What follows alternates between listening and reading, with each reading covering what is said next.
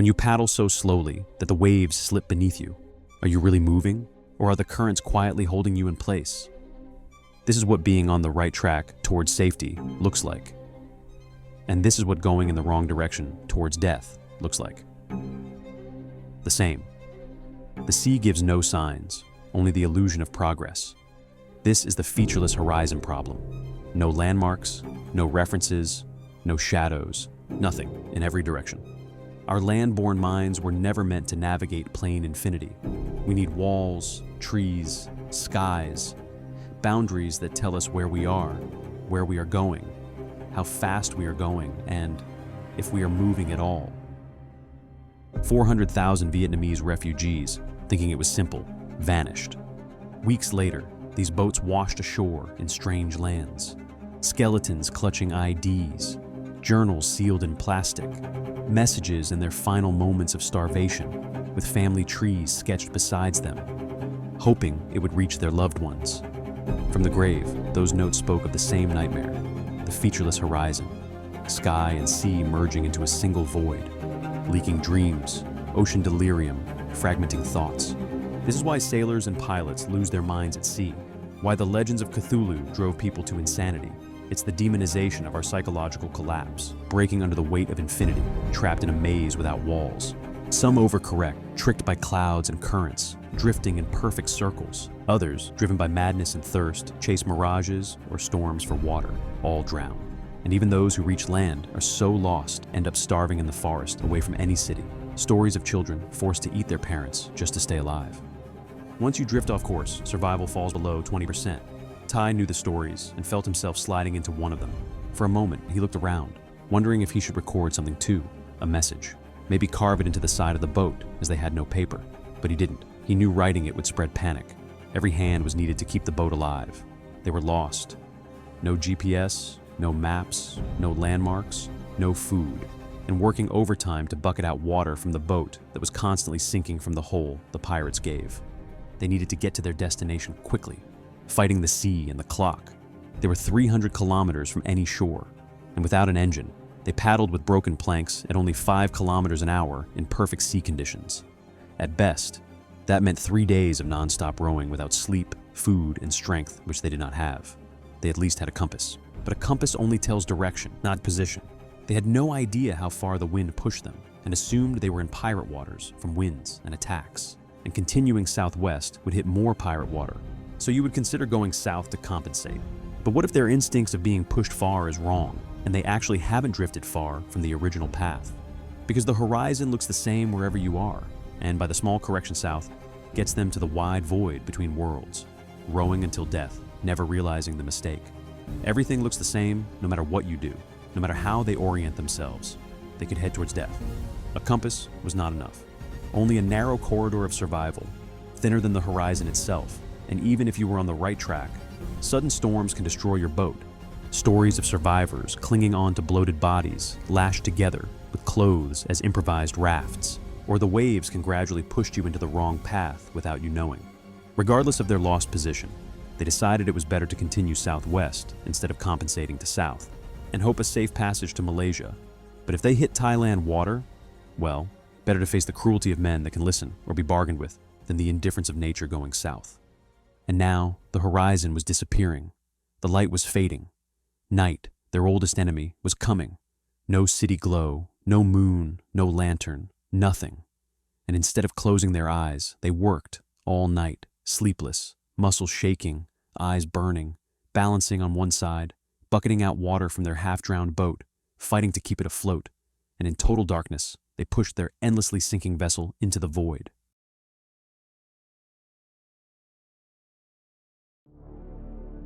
Through the night, they stood on one side, balancing the whole, taking turns scooping water and paddling the shattered boat. There was no light, no floor, no rest, only stars above and black water below. The sound of breathing, bucketing, bailing. The hole never stopped leaking, a perpetually sinking boat, though no one could see how much. In the dark, they could only feel the cold water rising past their ankles, burying them wave by wave. No one dared to rest. Every second they stopped bailing, the ocean took back what they'd fought for by flooding the boat again. Each movement kept the sea out for just another heartbeat. They were wide awake in terror, too afraid to blink. Any splash could have been death, an invisible wave to flip them over and end them at any time.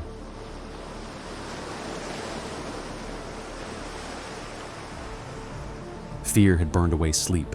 Only vigilance remained. They weren't even sure if they were moving forward. They couldn't even see between the sea or the horizon now. Still, they rowed, hours without sleep. The hazy star reflection onto the water made them lose orientation of what was up or down. The darkness was endless, merciless. They were moving, but no one knew where. Then a white beam tore the night. Hands rose to shield their eyes. The light sliced through their fingers. A steel hull loomed. It circled around and loomed beside them, its hull towering like a wall. For the first time that night, the glare revealed to each other how ruined they were. Hollow eyes, split lips, salt-streaked faces, bruised feet, belongings scattered, fear tucked into corners. Ropes were thrown across, lashing the sinking boat upright. The hull lifted above the water, slowing the leakage and dragged the boat forward. For the first time in hours, their arms rested. Relief flickered. Finally, rescue. Two fishermen climbed aboard, signaling, "Let us help you. Women and children first." But their gesture masked something darker. The floodlight slid across the hull, revealing Thailand letters. Everyone froze. They hadn't escaped the Gulf of Thailand. They had gotten lost deeper into it. They knew what was going to happen next. It was happening again. The night pirates searched under clothes and boxes, finding no valuables. They knew the refugees had nothing, from the state of the boat, so they proceeded to kidnap all the girls instead. The ropes came, leashed, looped around their wrists like livestock. The girls stomped, trembling and struggling out of instinct. Angry, the Thai crew barked orders, shouting and pointing. The scared and tired refugees wouldn't survive another crash against a big ship in the dark. They couldn't fight back. Then, they yanked a young teenage girl, only 16 years old, towards their deck. She trembled. "Mom!" Her mother cried, "Just hang in there, dear." Then the young girl turned around and looked back at the others bleeding from exhaustion. Sleepless, hollow faces, lost and shaking, afraid they won't see tomorrow's sunrise. So then she lifted her chin and, with a courage far beyond her age, said, "It's okay, everyone. I'll ask them to drag us back to land, and I'll save all of us." Then she turned to the light and wiped the tears off her face. She radiated strength and walked willingly into the light for all of them. No resistance, and the rest followed her lead. There were no screams heard overboard as the night pirates took turns. Their quiet sacrifice spared the boat from destruction, and their bravery allowed the refugees precious time to rest, and perhaps helped drag their boat further south to land. They couldn't see where they were being taken in the void and blinding floodlights. The Thai crew looked overboard, down at the refugees.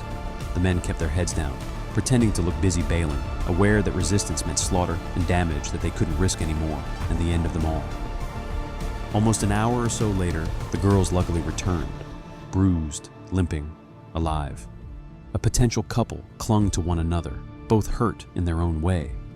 The men then looked at the girls to see if they were all right, quietly and sadly thanking them.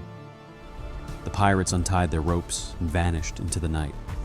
Darkness shrouded them, and the refugees' boat sagged again, and the illusion of safety sank with them. Water gushing in. From rest to utter panic, they scrambled back to one side, balancing the whole, paddling with wooden planks and bailing with buckets, constantly fighting to keep the flooding boat from burying them in the dark, endless void where their bodies would never be found. Their boat crawled across the vast sea at 5 kilometers per hour, so slow that starvation would certainly reach them before any sight of land. They moved on instinct, because stopping meant sinking. All night, they rowed and bailed in darkness. Hours bled into hours. Time itself disappeared.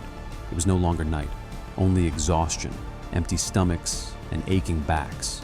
Hours of pure autopilot, no food, and death awaiting on the other side for someone to get tired.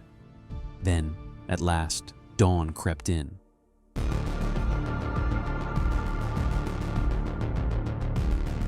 That sick feeling when you see the sunrise without sleep. But at least they could see now, and what he saw scared him. The sight of red water pooling across the deck, sloshing with every wave. Ty thought it was his blood, until he followed the trail upward to the same brave teenage girl that was SA'd that night. The same 16-year-old girl who stepped up, that tried to save all of them by bargaining with the pirates to pull them toward land. And now, in the clarity of daylight, he recognized her fully. She was also the same girl who stepped up and volunteered to bail water from the center when others had given up, using everything she had to force their sinking boat back to life. Now, laying slumped, barely conscious, having poured out all her blood and strength in service for everyone but herself. Her parents weeping beside her in silence, bucketing the cruel salt water stained with tears and blood. As they bailed the blood out and the surface cleared, the lower wood beneath remained deeply stained. The boat was scarred again by another pirate attack. The sight was unbearable. Ty forced himself to look away and gazed up into the distance. But in the distance, a blurry shadow on the horizon. A break in the endless blue. Is that land? Islands? Hope? Had she done it, or was it a coincidence? They had been blind all night, but the possibility hung in the air like a fragile miracle. If it's an island, it'll buy us time, Ty thought. But if it's Malaysia, he teared. Everything they've worked for, all their suffering now had purpose. Every stroke of the oar carried the weight of everything they had endured. They pushed through their sleepless, aching bodies, all eyes locked on land ahead. Some whispered prayers between ragged breaths. Hope gave them a second wind, finally.